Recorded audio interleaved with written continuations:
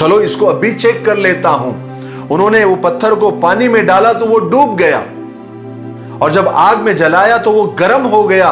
गर्म क्या हो गया? फट गया।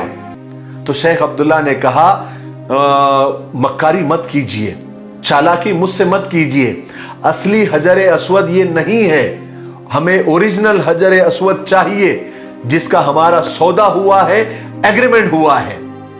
फिर मक्कार तो मक्कार ही होता है। उसने और मक्कारियां की और एक दो बार नकली पत्थर दिए, लेकिन जब सबका हाल वही हुआ तो अबू ताहिर सुलेमानी की सारी चालें शेख अब्दुल्ला के सामने फेल हुई। तो उसे मजबूरी में असली पत्थर यानी काबे वाला हजर अस्वद देना पड़ा। जब असली वाले हजर अस्वद को चेक किया गया यानी पानी में डाला गया तो वो फूल की तरह पानी में तैरने लगा, और जब उसे आग में रखा गया काफी देर तक, लेकिन वो पत्थर ठंडा के ठंडा ही रहा।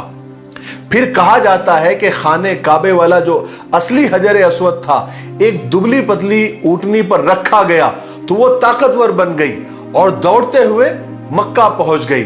हालांकि जब अबू ताहिर सुलेमानी मक्का से बहरैन जब वो हजर अस्वद को ले जा रहा था तो वो जिस भी ताकतवर ऊंटनी पर हजर अस्वद को रखता वो थोड़ी दूर जाकर उस वजन से गिर जाती और मर जाती। तो बहरैन पहुंचने तक कहते हैं कि 40 ऊंटनियां मर गई अबू ताहिर की।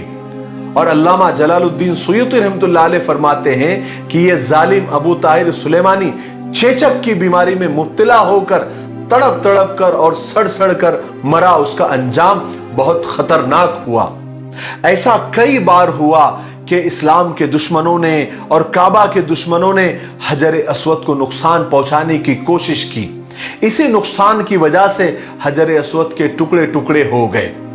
बहरहाल सबसे पहले अब्दुल्ला बिन जुबैर रजी अल्लाह तआला अन्हु ने हजर अस्वद को चांदी चढ़वाई।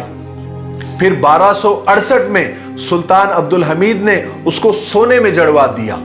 फिर 1281 में सुल्तान बिन अब्दुल अजीज ने फिर उसे चांदी में जड़वा दिया। लेकिन याद रखे हजर अस्वद एक पत्थर है, कोई खुदा नहीं।